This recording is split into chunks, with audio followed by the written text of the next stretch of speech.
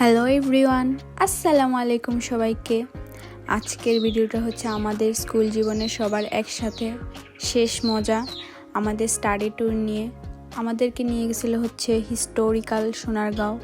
এই তো আমরা চলে আসছি।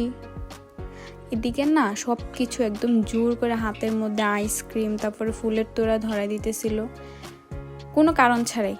এই যে আমার বেস্ট ফ্রেন্ড ওরে জোর করে হাতের মধ্যে সোনারগাঁও লিখে দিচ্ছে উইদাউট এনি রিজন। আমি ওদের লজিকটা কিছুই বুঝলাম না। জোর করে দেওয়ার মানে কি? ওরে 10 টাকার বিনিময়ে সোনারগাঁও লিখে দিস।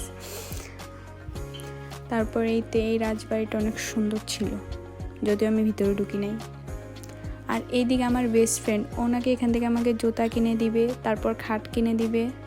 মানে কি বলবো, দুই পাগল একসাথে হলে যা হয় আর কি।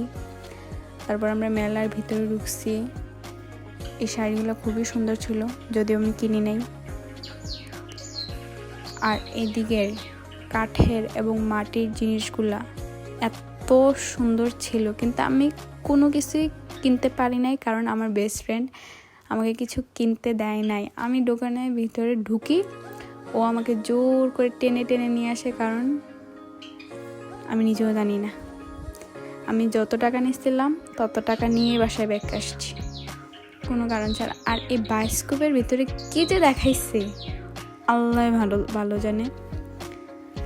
আমার বাসায় আসার পর এত আফসোস হইতেছিল যে আমি কেন কিছু কিনি নাই, এত সুন্দর জিনিসপত্র। ঠিক এইভাবে আমার সব কিছু ছেড়ে চলে আসতে হয়েছে।